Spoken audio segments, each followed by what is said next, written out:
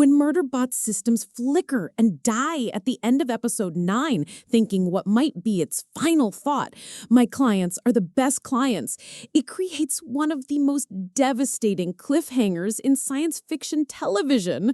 But is our favorite sarcastic sec unit actually dead? Or is there something deeper happening here that both book readers and show-only fans need to understand? Because what happens in those final heartbreaking moments isn't just about survival. It's about identity, trauma, and the most profound character transformation we've ever witnessed. Let's break down those final devastating moments frame by frame because every detail matters. After leaping off the cliff to save Dr. Mensah from the beacon explosion, Murderbot deliberately rotates its body mid-air to absorb the full impact of the fall. And this isn't just heroic. This is a complete rejection of everything Murderbot claims to value: self-preservation and avoiding human contact. The visual storytelling here is masterful. We see Murderbot's damaged faceplate, a literal representation of its inability to hide its true nature from its humans anymore, as its systems shut down one by one. Experiencing what the show calls catastrophic system failure, it manages one final coherent thought before consciousness fades to black.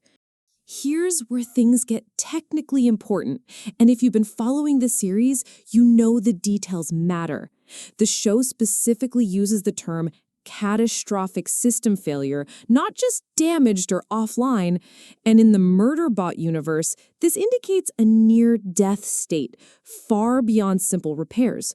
We're talking about core system shutting down, potentially irreversible damage to neural pathways, and imminent total shutdown.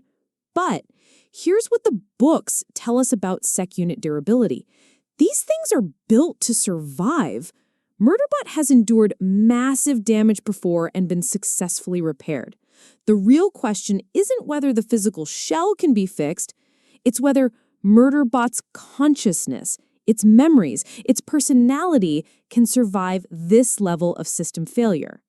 And if you've read Martha Wells' original novella, you know something crucial that show-only viewers don't. This exact line, "My clients are the best clients," appears in the book, but in a completely different context. In All Systems Red, Murderbot thinks this after it's been repaired and discovers how far the team went to save it. It's a reflection of gratitude after the fact. But the show's decision to move this line to the moment before potential shutdown is brilliant and devastating. Instead of gratitude, it becomes a declaration of purpose at the moment of apparent death. It transforms what was a quiet realization into a final testament of love and loyalty. This change tells us something important about the show's intentions. They're not just adapting the plot, they're amplifying the emotional stakes in ways that serve television storytelling. And when you understand this context, the cliffhanger becomes even more emotionally manipulative because we're watching a character who spent 9 episodes learning to care, finally admitting that care at what might be the moment of death. But let's look at the practical evidence for survival, because there are compelling arguments on both sides. The team now has access to the Grey Chris habitat, which likely contains repair equipment and spare parts for sec units. Girthin's augmented human technology gives him advanced interfacing abilities that could be crucial for repairs. And from a narrative standpoint, this is episode 9 of 10. Killing your protagonist in the penultimate episode of a season would be a bold choice, but not one that serves the story's themes about found family and belonging. Alexander Skarsgård's nuanced portrayal of Murderbot has been the heart of this show, and from a production standpoint, they're unlikely to throw away that investment. Plus, in the novella, Murderbot survives similar damage, and while the show makes changes, it rarely contradicts the fundamental story beats that give us hope. But let's not ignore the genuine dramatic possibilities, because the show chose these specific words: catastrophic system failure for a reason. This isn't just damage, this is systemic collapse. Sec units can be repaired, but if the core consciousness is corrupted or destroyed, what comes back might not be the same. Murderbot, the sacrifice scene carries more emotional weight if there are real consequences, and television often demands higher stakes than books. And here's the terrifying question. Even if the body is repaired, will Murderbot remember its experiences with the team? Will it retain the emotional growth that made it willing to sacrifice itself? Because Murderbot's journey from self-serving construct to self-sacrificing protector is complete. From a storytelling perspective, this could be a natural endpoint, but it could also be a devastating reset. Pay attention to David Dastmalchian's performance in those final moments, because Garothan, who spent most of the season suspecting and fearing Murderbot, rushes to its side with genuine concern. This isn't the reaction of someone looking at broken equipment. This is someone recognizing a person in critical condition. Garothan's transformation from antagonist to ally reaches its climax here.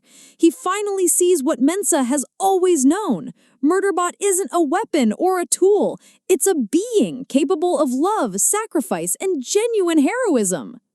Episode 10, titled The Perimeter, will have to answer several crucial questions. Can they repair Murderbot with available resources? Will it retain its memories and personality? How will this near-death experience change its relationship with the team? And most importantly, will Murderbot choose to stay with its found family or leave to find its own path? Because the books suggest Murderbot ultimately chooses independence, at least initially. But the show has consistently deepened the emotional bonds between characters. The finale could go either way. But here's what I think is really happening. The show isn't asking whether Murderbot will physically survive. It's asking what version of Murderbot will emerge from this trauma.